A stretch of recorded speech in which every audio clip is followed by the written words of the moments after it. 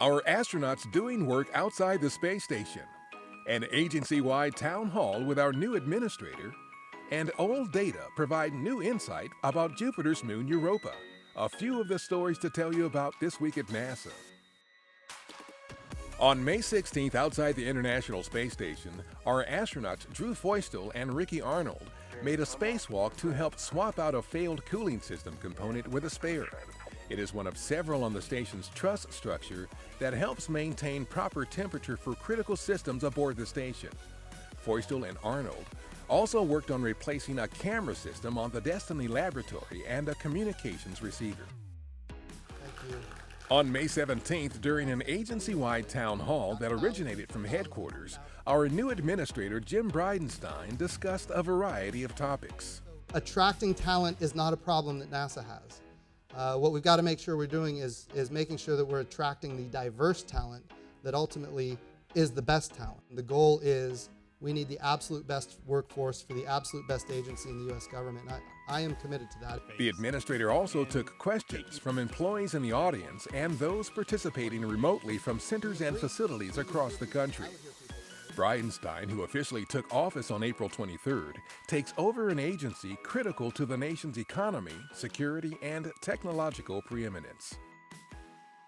On May 17th, while passing the moon on its way to its final working orbit, the Transiting Exoplanet Survey Satellite, or TESS, our next planet hunter, snapped a test image of the southern constellation Centaurus that reveals more than 200,000 stars.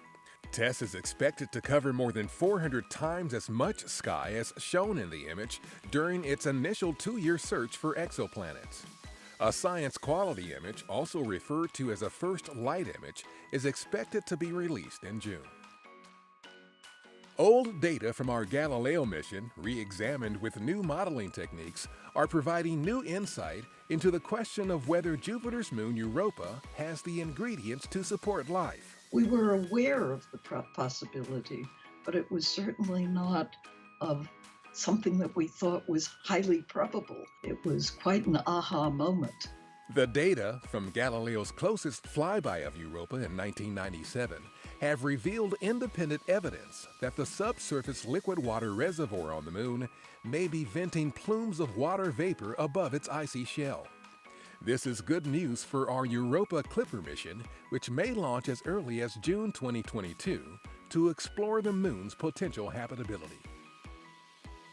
On May 15th, asteroid 2010 WC9 passed between Earth and the Moon while traveling at about 29,000 miles per hour. At the time of closest approach, the asteroid came no closer to Earth's surface than about 120,000 miles, which is about half the distance between Earth and the Moon. This flyby is the closest approach 2010 WC9 will make to Earth for at least 2 centuries. Expedition 5657, the next crew headed to the International Space Station, was in Star City, Russia, prepping for their mission.